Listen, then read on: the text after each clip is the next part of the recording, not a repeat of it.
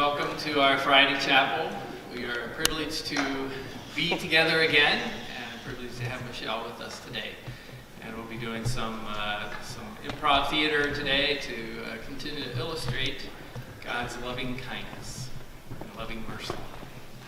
Let's begin with prayer, and then I'll light our candle. God, we are grateful for your presence with us. Thank you that you are here, and thank you for the gifts that you have given all of us, and we thank you for the gifts that we will receive today from a variety of people.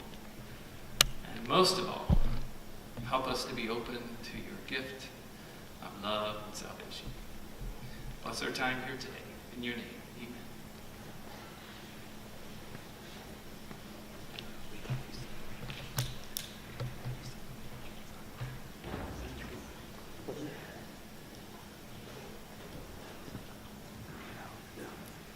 All right, Michele is here to share with us again, so Michele, let's give her a welcome.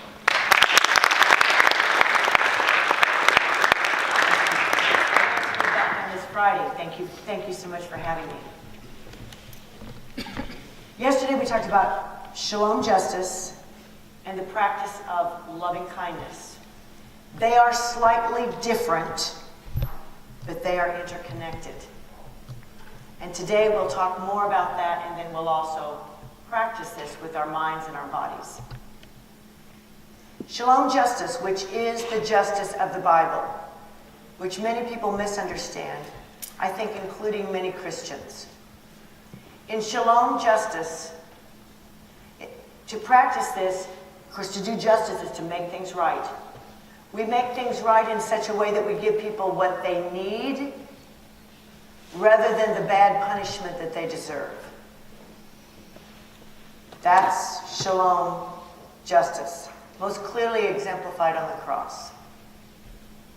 The practice of loving kindness is to be happy or to love it when other people get shalom justice.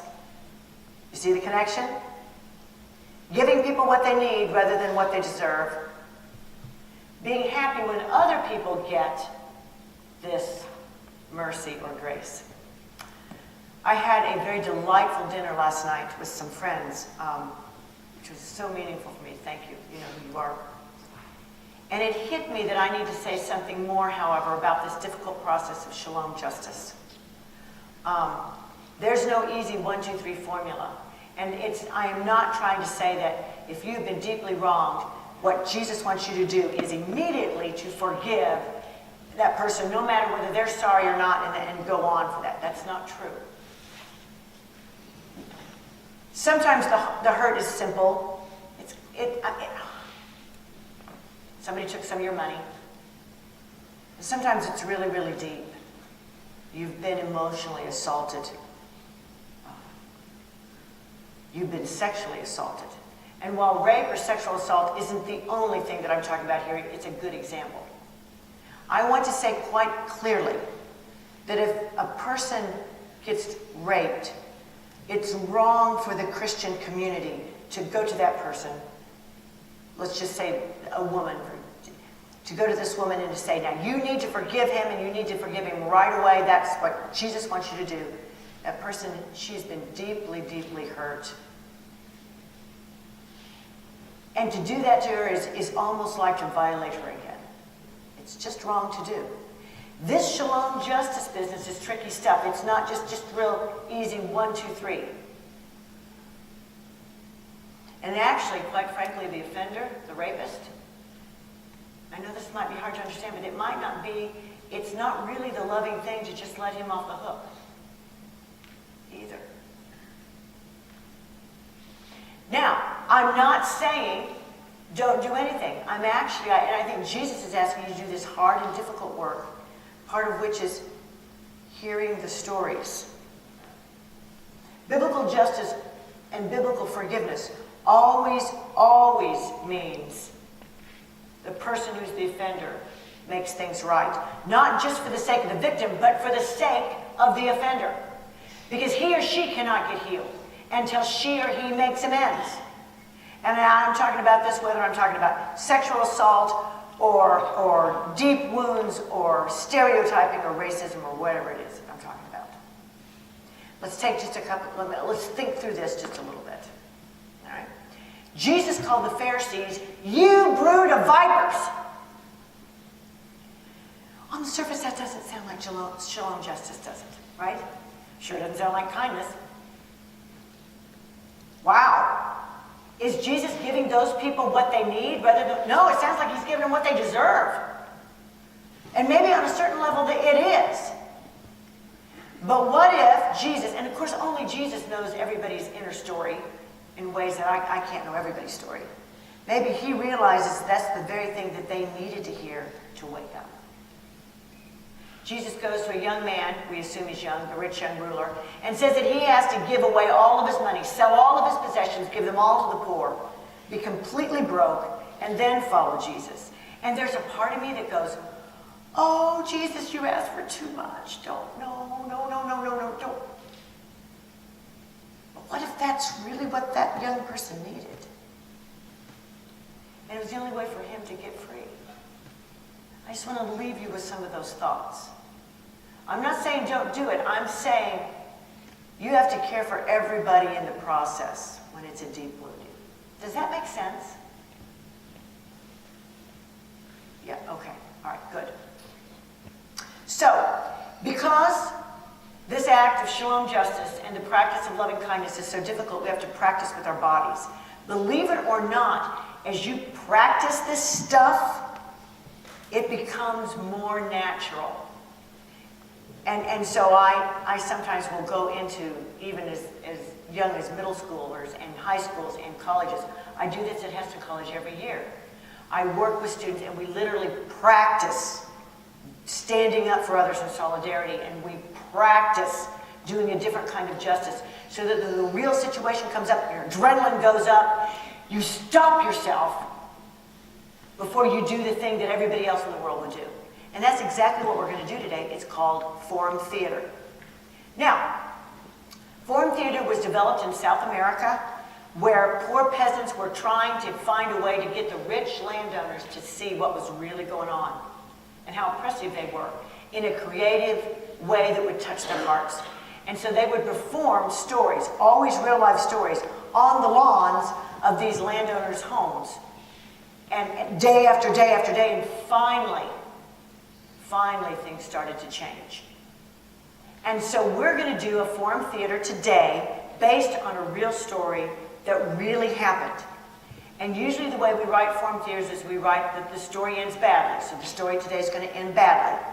But one principle of Forum Theater, eventually, because this is theater and also a game, you all are going to get to talk about creative solutions to what's happening up here, and some of you will get to trade places with the actors and come up here on stage and do things differently, do what you want to do to make for Shalom Justice. Does that make sense, what we're doing?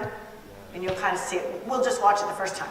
So, you're going to get to change places with the actors, which means that even if you don't get to get on stage, you are all actors, not spectators. Isn't that a great...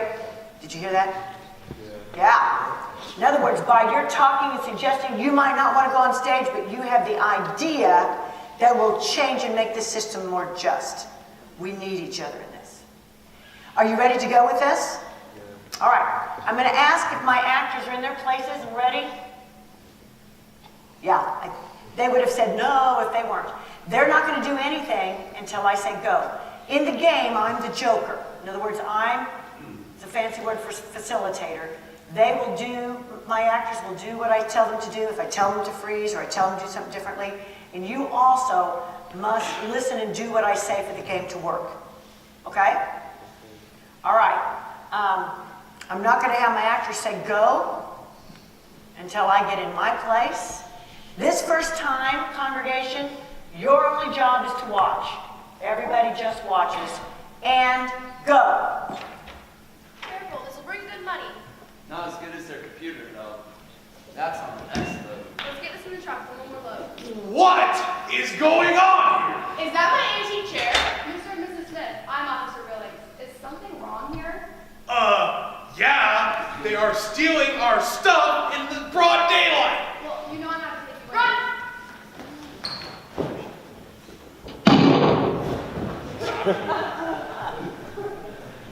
Thank you, actors. That's great. All right. Take your places. All right. Now I'm going to be standing up here. I'm going to be watching you instead of the actors. You've seen it once. This time, I want you to raise your hand when you hear or see something that is wrong. Okay? All right. Actors, you're in your places? All right, and go. Careful, this will bring good money. Not as good as their Freeze, computer, though. freeze, actors, freeze. Yes, and say what's wrong. They are stealing. Excellent, excellent. Yes, good. The play does work. Then good. So let me. Do you have any creative suggestions for how we stop this wrong? Stealing is wrong.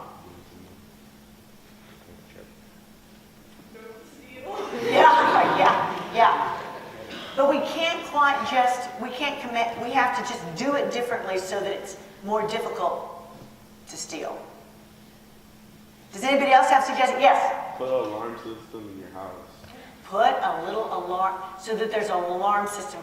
How am I gonna, that's a kind of a great idea. All right. Yeah. But in a sense, we've already, for some reason the police is here already. What more will the alarm system do? I mean, you're right.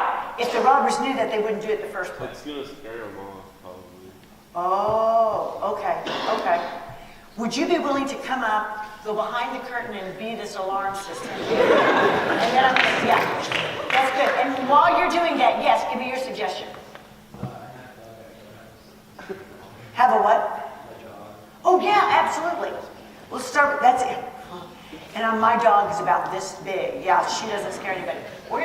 Let's, since it's so close to the beginning, all right, let's take it from the beginning with our added element. And go. Careful, this will bring good money. Not as good as their computer, though. That'll be on the next level. Let's get this in the truck. What is going on? Why is the alarm going off? Is this my antique chair? Why is there something wrong? Okay, all right, I'm gonna freeze. That was funny, yeah. I love that actually. That was really good.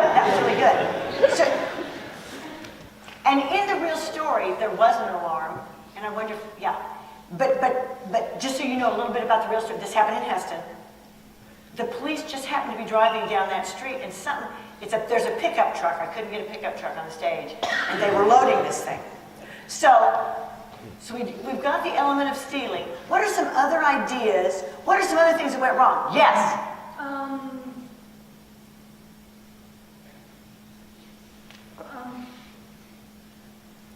They still steal anyway. They're still stealing. What did you say? They're still stealing. They are still stealing. Is there anybody, for any of you who've, and this includes, would any of you like to trade places with one of the actors and do something differently that will keep them, what's your idea to do? Who do you want to trade places with?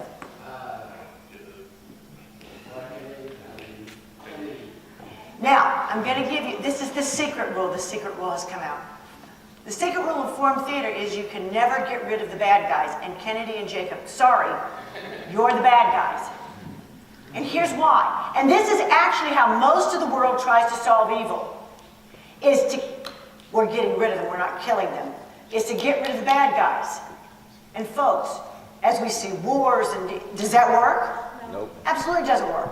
It's called the myth of redemptive violence. That my violence is justified since the other guy was bad first. And so, now we weren't going to do violence by getting rid of Kennedy and Jacob. They're not scared for their lives. But, in a sense, it's not going to work. In real life, you can't get rid of the bully who walks the hallways of IMS. You can't. You've only got to change what you do to make it less likely for the bully to be a bully. Or in this case, a robber to be a robber. So, would you like to trade place with somebody else? No, he's also the bad guy. Can't do one. But so the people that are up for grabs are Mr. and Mrs. Smith, Ruby, and I didn't get your name. Martin. Okay, so now what are you going to do? Well, first you have to tell us what you're going to do. Because what wrong did Ruby do? She shot a Jacob. Yeah. Instead of shooting him, you could just, shoot Kelly. Yeah. Okay. Help him out. What else could the police officer done? Yes. Put handcuffs on them. Well, but he ran. He ran. Yes. Could have chased them. Just chase them. Yeah. Okay. That would have for sure been better, absolutely, than killing him, right? What's your idea? Ah, okay. Do you want to be Ruby? You want to be the backup? All right, let's do it. All right, here we go. Take it from, here we go. Other ad. This is excellent. This is awesome. Here we go. Sorry, Ruby, you were so good. All right. Let's take it from the top and go. Careful, this will bring good money. Not as good as the computer, though. That was the next level. Get some truck for more money. What in tarnation is going on here? That's my empty chair! Yeah, there's something wrong here. They're stealing our stuff in broad daylight. You gotta do something? Go get them.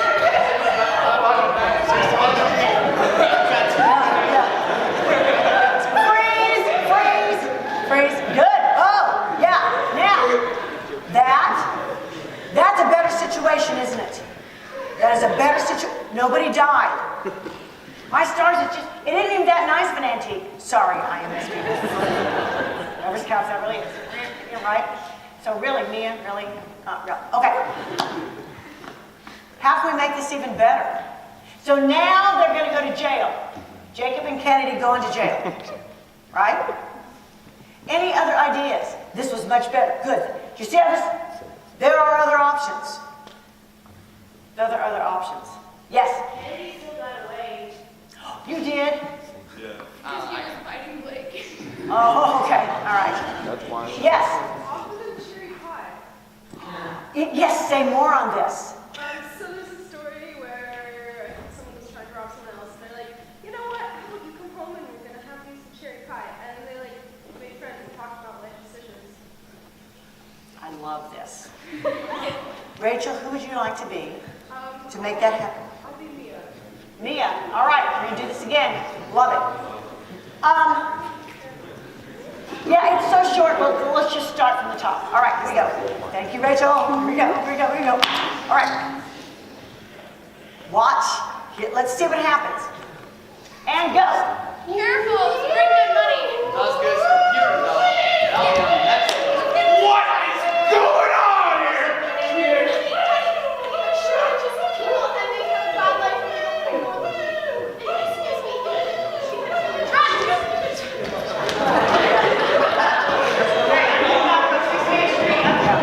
Freeze. Yes, give him a big hand. Isn't that loud? All you have to sit here so that we can all talk together. With Rachel, I love all the suggestions. Awesome.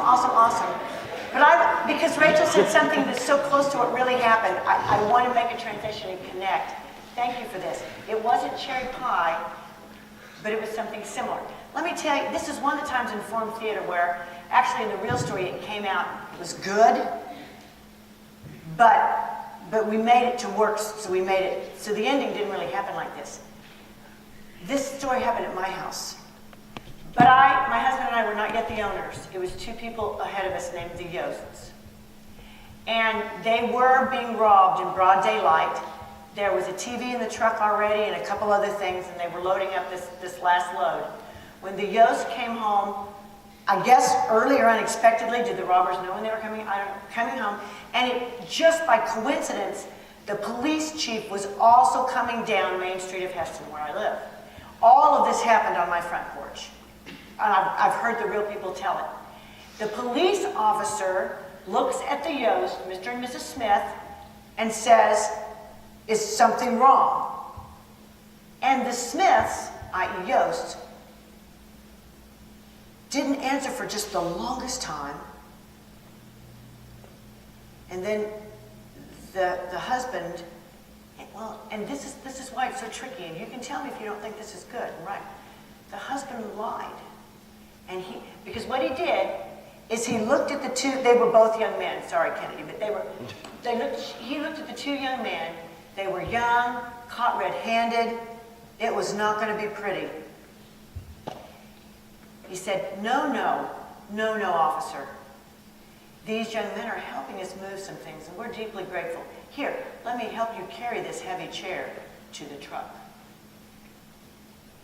The wife was stunned. The police officer was a little quizzical, but what are you going to do? He drives on, puts the chair in the truck. The two robbers say not a word and drive on. And the couple then like, well, we're out of TV and we're out some other things, computer and some other things. But we sensed in our hearts that we did the right thing. The rest of the story. 3 days later, these two men come back, or at least one of them, but I think they both had knocked on my front door. And Mr. Yost opened the door, tears streaming down their faces. They had a wad of about $400 in cash. They handed it to him. And just mouthed, thank you, because that's all they could do. And walked away.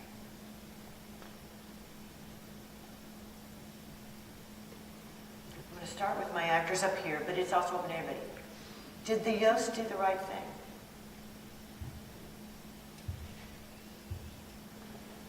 Let's play devil's advocate. How would you argue that they didn't do the right thing? I mean, they let two people go away. They let two people go. They let two people like take stuff that was theirs, and that was probably not a good thing for people to do. Because they could just take it and be like, hey, good stuff. Yep. They very much took that risk. One of the reasons I love this story is, in the midst of the story, they did not know whether or not they did the right thing. And I think if you talk to the Yost today, they would say, yep, we didn't know, but it's 3 big pieces of furniture on on the back of a truck. It's worth the risk. This is one of those times where I wasn't so deeply wounded, I couldn't let it go. And what if, they went on to a life of crime over and over and over again. Do you see how tricky this stuff is? I'd like to believe, and I think this may be true because of what happened next, that this was life-changing for the young men. Because 15 years in jail can be really, really tough on you. Your thoughts, did they do the right thing? Yes? Yeah, because now they learn from their mistakes. Yeah, thank you, yeah. Do you think it would have been easy to do if you'd have been in the moment? I think I would have reacted the same as Mr. Yost, or whatever his last name was. But Yeah. I think it was very natural in Mia too. Right? That's my stuff. They'd have taken my pictures of my kids when they were babies, I probably would have. But this is tough. Right. Give these guys a big hand.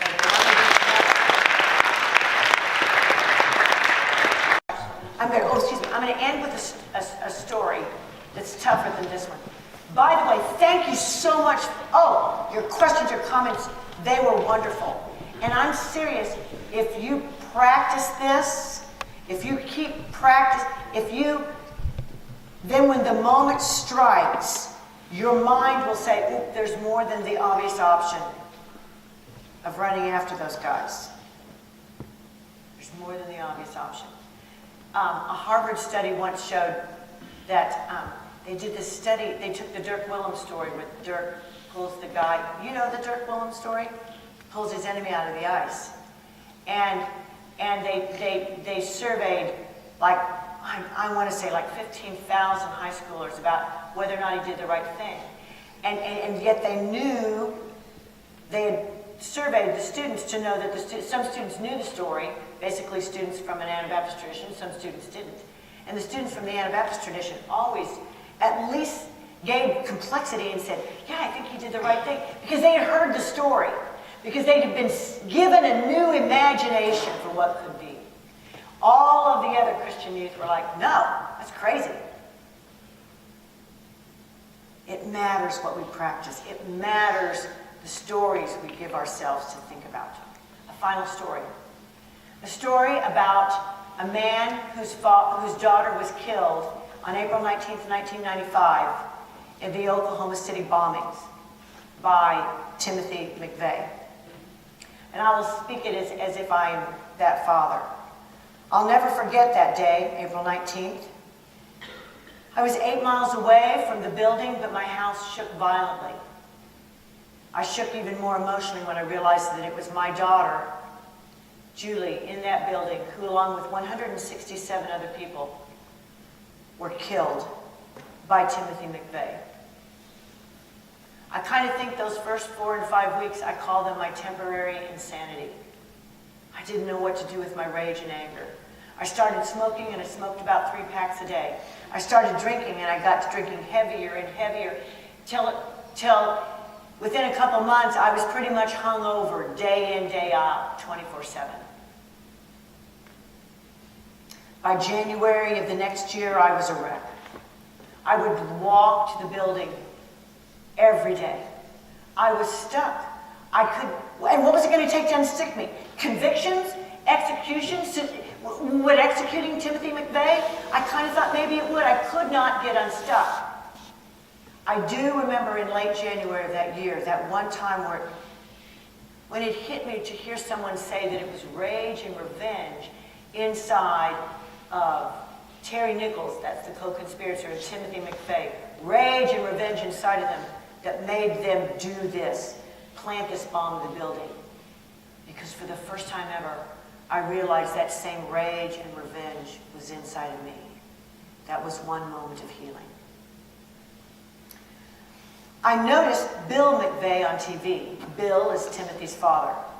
I was struck by him, a rather large man, slightly stooped, and one time he actually looked right straight into the TV cameras and I saw something. I saw a man almost physically stooped by his grief. There was deep pain in his eyes. I don't think most people on TV that watched that night saw it, but I did. Because it was the same pain I had. I knew that I had to go visit him in order to be healed. That opportunity came 4 years later. They're from Western New York, and so I flew from Oklahoma City, and I went to see them. I'd done my research before. Bill was a quiet man, shy, loved to garden. So when I came knocking at his door, the first question I asked him is, how's your garden doing? And for just that brief moment, his face lit up, and he was alive. We went outside, shared our common interest in the garden, 2 old men kicking clods in the dirt. We sat inside for the meal. I met Tim's sister Jennifer. I'd seen her on TV, but here she looked more ordinary, more fragile. She sat on one side of me, Bill sat on the other, but right ahead of me on the wall was a bunch of photos, many of them snapshots, but right in the middle, an 8x10, Timothy McVeigh. I caught myself looking at it many times, and finally it was obvious that I was staring. So I said to Bill, he's a pretty good-looking young man. Tears start to roll down Bill's face. That was Timothy's high school graduation picture. When I went to leave, I shook Bill's hand, but Jennifer wouldn't let me take hands. She grabbed me in a bear hug. And that's when these are the man's words, all hell broke loose. I started to sob. And the 3 of us held each other and sobbed for 45 minutes. And during some part of that time, I wasn't sure if I could ever stop crying. I wasn't sure where these sobs were going to take me. I was going to a depth of my misery that I had never known before. I took Jennifer's face in my hands and I said, look, the 3 of us are in this together. Our lives will be changed forever. But I'm going to do everything I can to make sure there's not one more death, that your brother Timothy does not get executed. Because finally I have found in these two people who are suffering actually more than I was, or at least just as much. And that sobbing, that moment, that time with them had begun to set me free. And it was my deepest desire to help them be set free too. My challenge to you is to enter this wild, scary, complex dance of Shalom Justice and loving it when others get grace and justice. And you might mess up and you might do the wrong thing, but you jump into that, really trying, and you too will be set free. And God's kingdom will be built. Amen. Amen. Thank you.